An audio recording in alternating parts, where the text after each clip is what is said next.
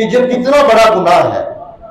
یہ سود لینا دینا، کھانا پینا، لکھنا، اس کا معاملہ طے کرنا، اس کے اندر کسی بھی طریقے سے انوالو ہونا، یہ کتنا بڑا ظلم ہے، کتنا بڑا گناہ ہے، ہر بندہ جانتا ہے.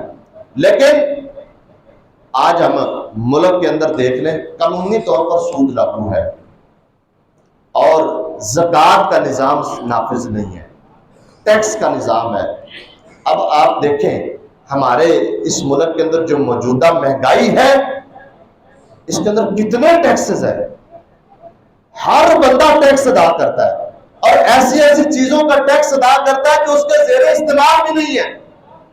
یہ ہے کرشمہ اس مغربی نظام کا، سودی نظام کا، اور اللہ کے نظام کو چھوڑنے کی یہ بہت بڑی سزا ہے کہ آج مسلمان اسلامی ملک کے اندر ٹیکس دے رہے ہیں.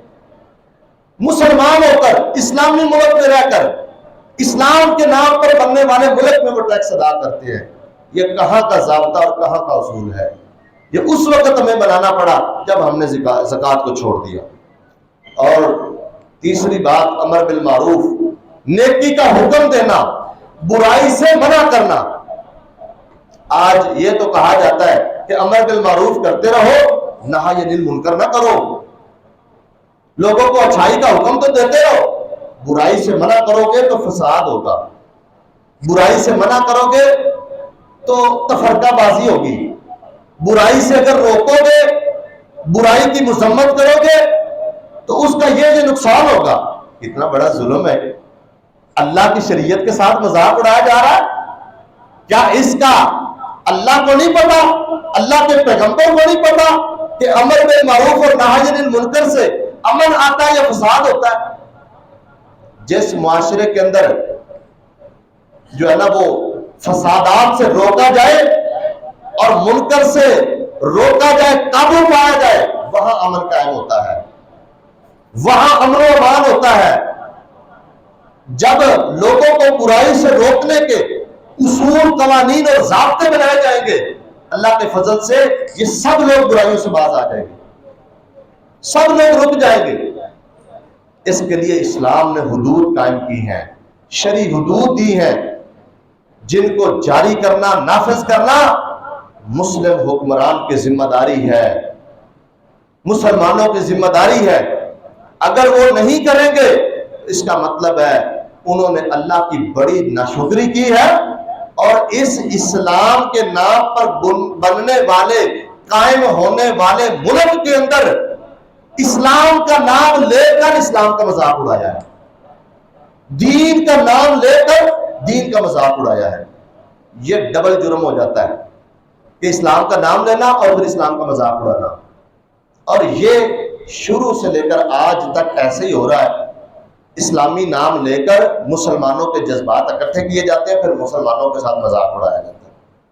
اس لیے یہ ملک اسلام کے نام پر بنا ہے، جب تک اس کے اندر یہ نظام نافذ نہیں ہو جاتا تب تک اس ملک کے اندر نہ صحیح طور پر امن قائم ہو سکتا ہے، نہ اس کے معاشی حالات ٹھیک ہو سکتے ہیں، اور نہ ہی یہ جو ہے نا ملک مضبوط سٹیٹ بن سکتا ہے. اس لیے کہ ہم نے مل کر کوششیں کر کے، کاوشیں کر کے اللہ سے مانگا، اللہ نے ہمیں دے دیا، پھر ہم نے مذاق اڑایا، پھر ہم نے ظلم و ستم کی انتہا کر دی. تو آج وہی نظام وہ ہمارے ہمسائے ملک کے اندر جاری ہے اور وہی نظام ہمارے ہاں جاری ہے، فرق تو کوئی نہ رہ گیا. پھر وہ جو الگ ہونے کا مقصد تھا، کہاں تک ہمیں آزادی مل گئی. اس لیے میرے بھائیوں، یہ مل کر سب کے سب لوگوں کا فرض بنتا ہے کہ وہ اس کے ساتھ جو ہے نا مخلص ہو جائیں اور اپنی اپنی حدود اور دائرہ کار میں رہتے ہوئے اور جتنا ممکن ہو سکے وہ اس ملک کے اندر اسلامی نظام کے نفاذ کی کوشش کرے. اللہ نے جتنی طاقت دی ہے اس کو صرف کرے. یہ میری اور آپ کی ذمہ داری ہے. اگر اللہ نے مسلمان حکمرانوں کو اس ملک کی باغ دوڑ دی ہے تو یہ اللہ نے ان سے پوچھنا ہے، یہ سوال کرنا ہے اللہ نے ان سے. اور ہر بندہ ذمہ دار ہے اور ہر بندے سے اس کی ذمہ داری کے بارے میں پوچھا جائے گا۔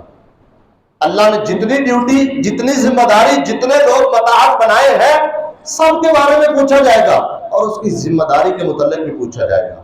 اللہ نے تو قرآن مجید کے اندر یہ فرما دیا، ثم لتسألن یومئذ عن النعیم، اللہ نے قیامت والے دن تم سے ہر نعمت کے بارے میں پوچھنا ہے۔ یہ پتہ نبی علیہ السلام نے یہ کب آیت ارشاد فرمائی تھی اور اللہ نے کب نازل کی؟